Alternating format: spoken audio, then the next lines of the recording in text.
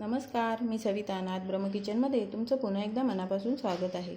आपण रेस्टॉरंटमध्ये जेवायला गेलो की आपण पनीरची कुठली डिश अगदी आवडीने मागवत असतो।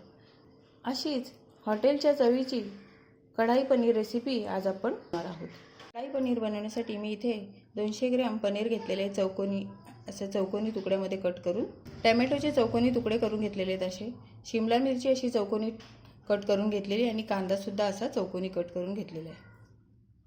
कढाई पनीर बनवण्यासाठी मी इथे एक पॅन घेतलेला आहे, त्याच्यामध्ये 1 चमचा तेल टाकलेले आहे।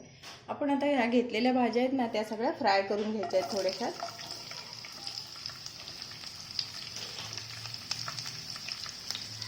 पाव चमचा मीठ टाकते मी, पाव चमचा कढाई पनीर मसाला टाकलेला आहे, 1 चमचा लाल मसाला।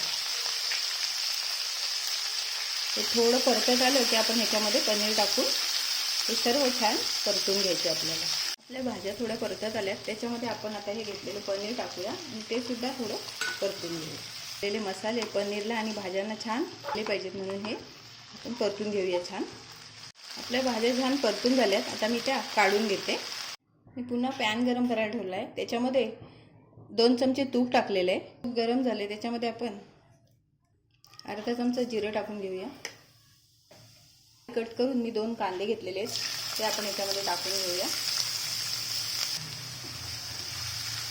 कांदा छान आपल्याला असा लाईट ब्राऊन रंगावरती परतून घ्यायचा आहे। कांदा परतत आलेला आहे, त्याच्यामुळे आपण आलं लसूण पेस्ट टाकून घेऊया।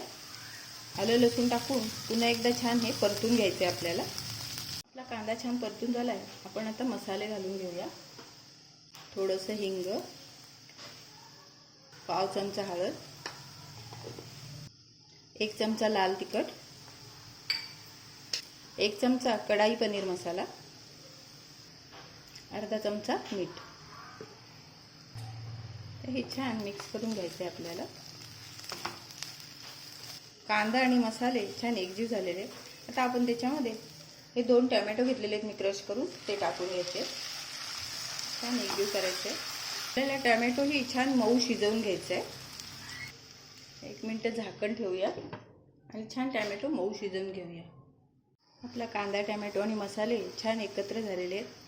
आपला कांदा टोमॅटो ही छान मऊ शिजलेला आहे। आता ही 2 चमचे घेतलेली फ्रेश क्रीम याच्यामध्ये टाकते आणि ते सुद्धा छान मिक्स करून घेते। थोडीशी कस्तुरी मेथी मिक्स करून घ्यायचे आपल्याला। हे छान आपण फ्राय करून ठेवलेल्या या भाज्या याच्यामध्ये आता आपल्याला घालून घ्यायचे आहेत। मिक्स करून घ्यायचं हे सगळं।